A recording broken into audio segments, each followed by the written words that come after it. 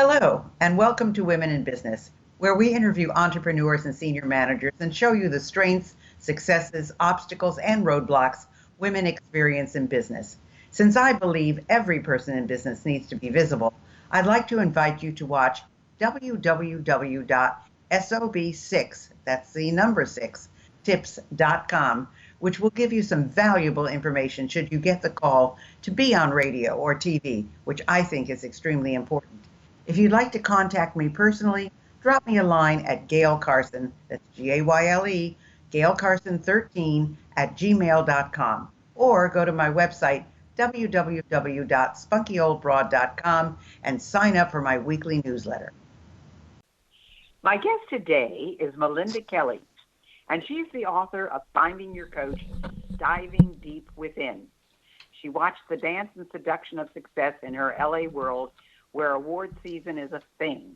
In the real world, it often seems happiness can be just as fast and fleeting as success. Why? Why do people hear one person but not another? What makes one person command the room, yet another be considered a bore? With extensive time in leadership development and volunteering, she found the interplay of hopes, personalities, and outcomes within and between people to be a kaleidoscope of possibilities. Encountering her own crisis of direction led her to a personal journey of questions. Finding Your Coach, Diving Deep Within is her first collection on those discoveries. Welcome, Melinda. How are you? I am very well, thank you. And thank you so very much for the invitation to be here and to chat with you. Well, I have a question, and that is... And you know I love those. Well, I'm wondering what led you to write the book. You know, when you talk about, finding your coach, diving deep within. As a coach myself, I've had many coaches, and I know that you've had many coaches, but what led you to write this particular book? Well, as I started to go down my road, we're all thoughtful, intelligent people, and we all go and look for great advice. And that led me to speaking with people, and I realized one of my issues was my entire life I'd been told I should write. Well, that's exciting, but it's also daunting because you don't want to disappoint people. And as I went to seminar, conference, or webinar, sometimes everything seemed fabulous, and sometimes I felt like I'd spent my time doing nothing. But there were people getting a lot, so I had to ask, what was I missing? And as I sat there at one meeting, speaking with a woman afterwards, I realized it'd be very easy to just make my life going to conferences, taking nothing in. And I thought that's not what I wanted. So what was going on that I'm not getting what I need? And then I realized if the only constant in the room is me, maybe it's me.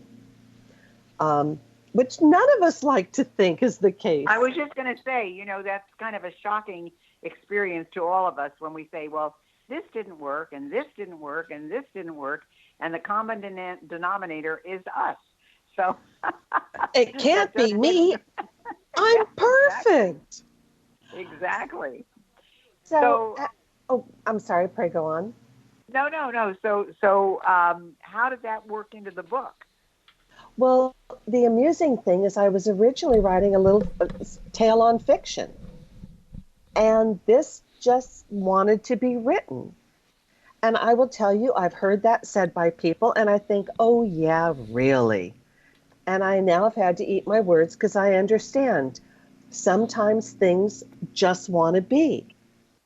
And really, I just sort of felt some of the experiences I was having are universals and wanted to share it. Well, that's a good reason, Melinda. I know that there is, of course, this is a women in business show, so people are going to want to know how this applies to your work and what you do. And I know that you have certain feelings about various tests like Myers-Briggs, Berkman, and so forth. I've always used the DISC profile. I prefer that because I think it's so much easier to understand than Myers-Briggs and some of the others. But how do you feel about the various tests available? Where do they fit into business and so forth? I think they are a fabulous starting place. I was on a board and we got a questionnaire, and it was to do later what we realized was the Berkman.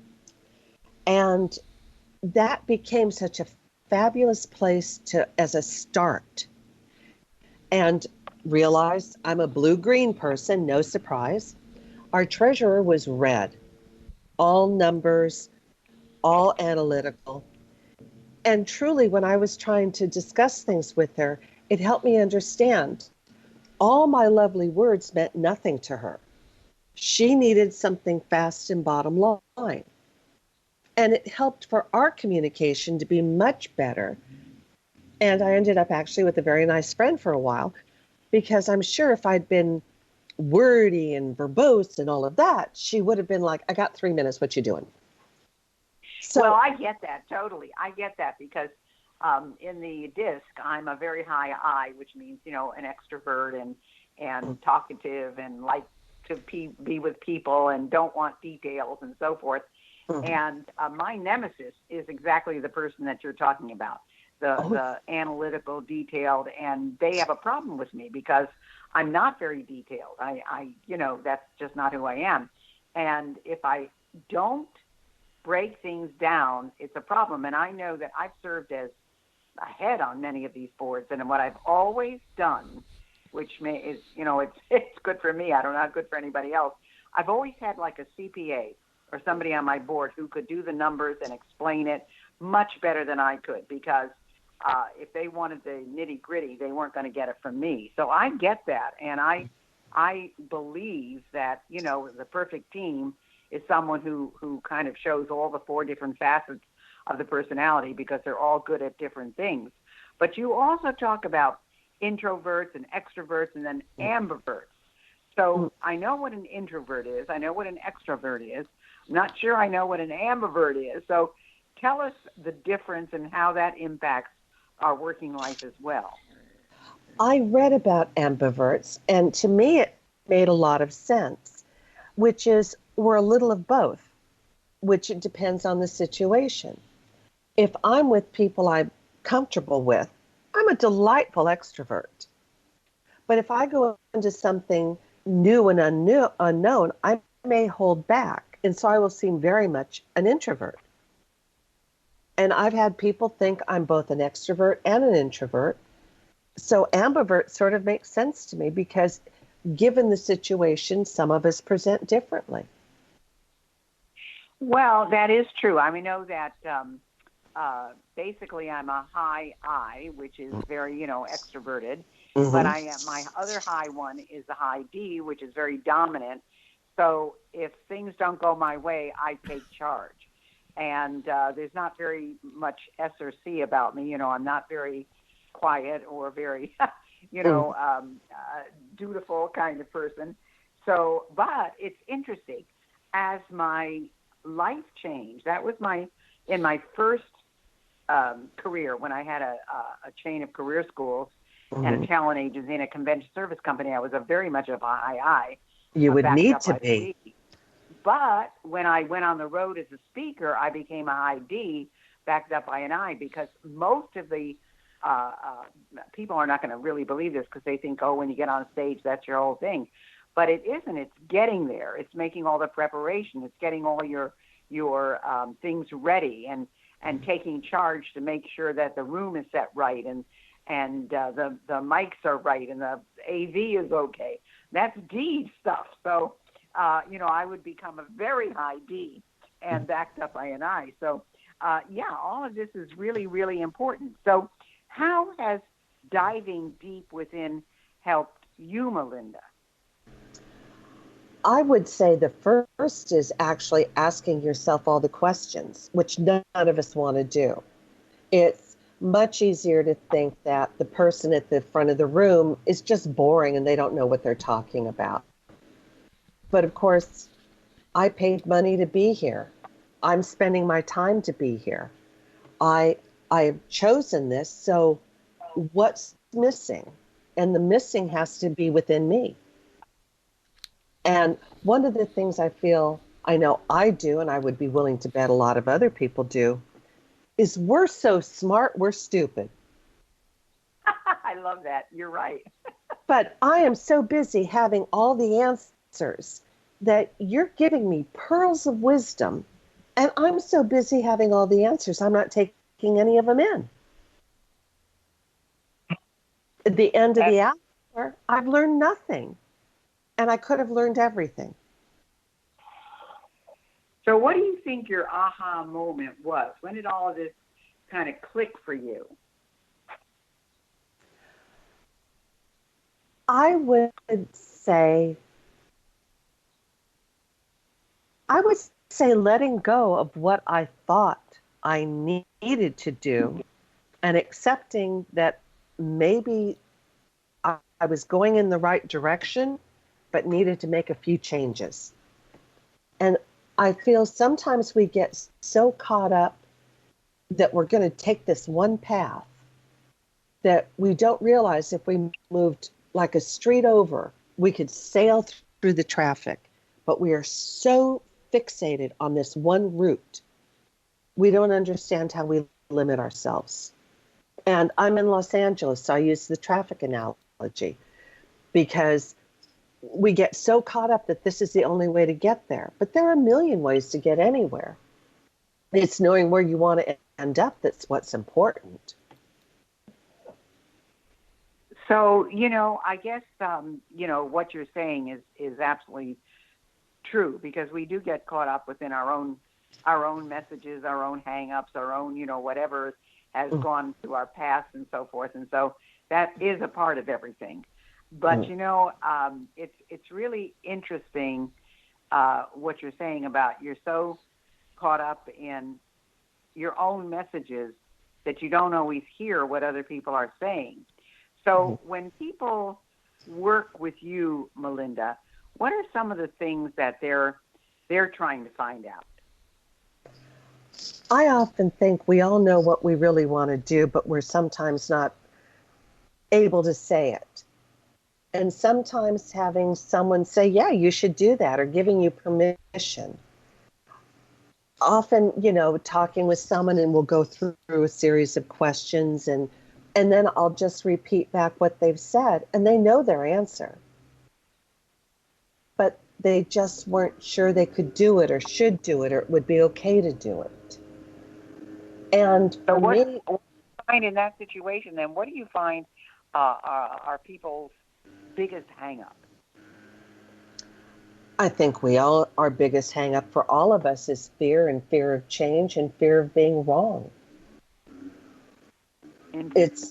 I heard someone earlier today, or just recently, talking about how the way our educational system is all about the correct answer.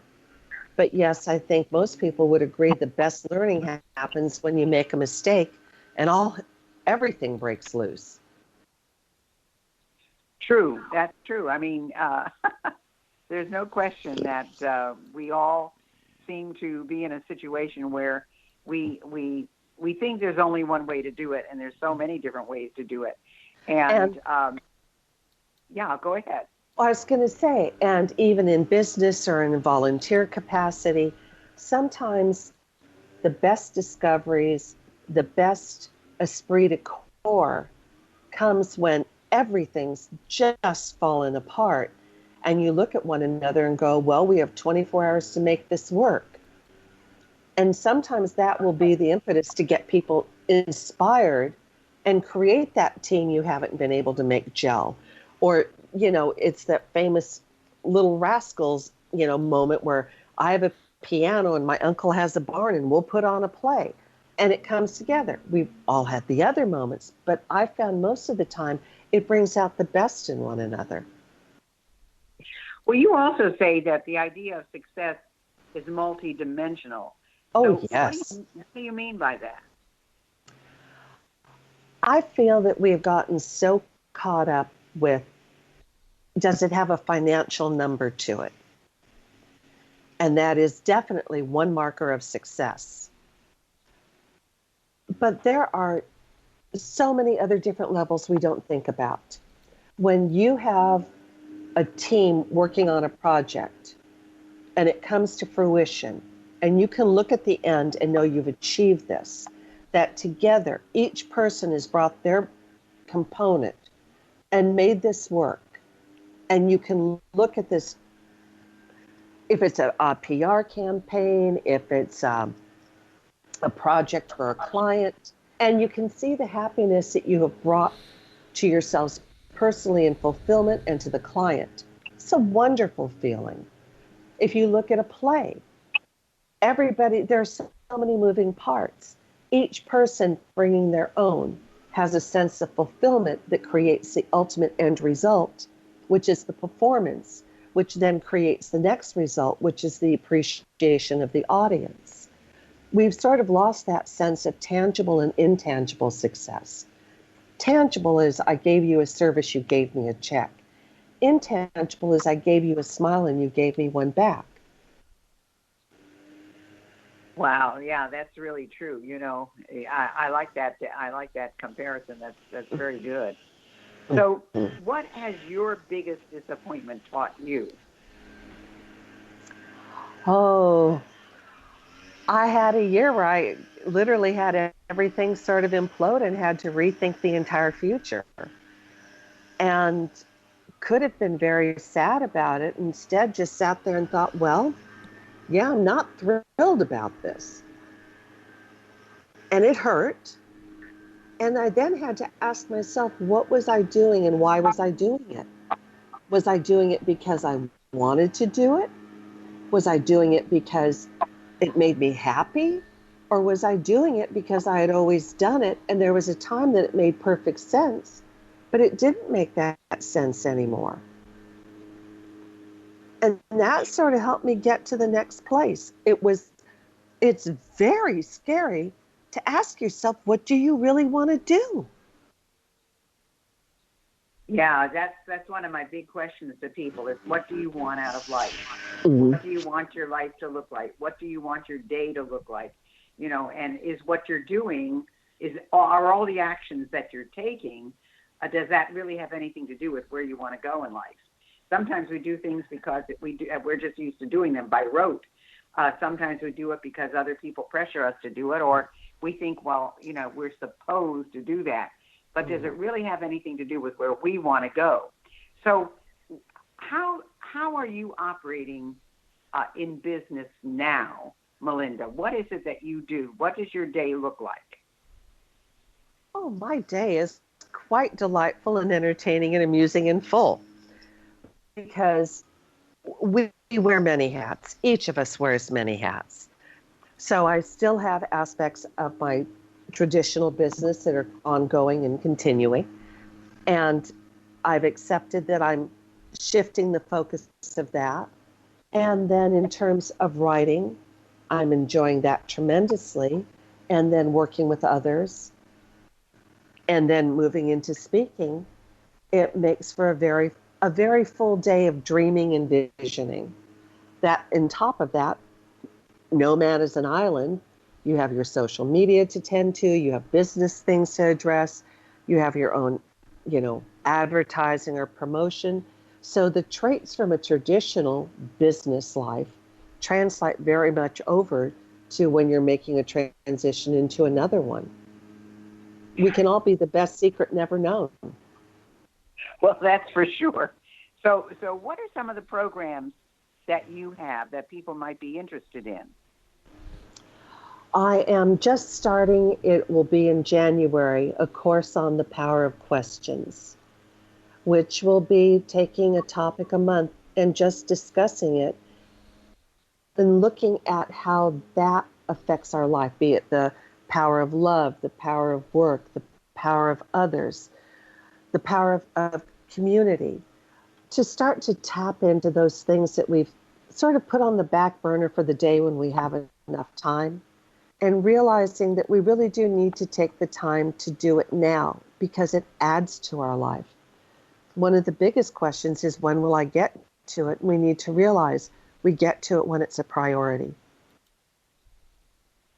Yeah, that's always a big question, and of course, this is the other thing. what is a priority today may not be a priority tomorrow. And that's kind of difficult when you focused on everything that you've been doing on this one goal, so to speak, and then, things change. Like you said, you had a major shift, and so things changed, and you had to change along with it, and we don't like that very much. So I think that that's a big point, too. And then, of course, you raised the point about wanting to be liked and wanting to be loved.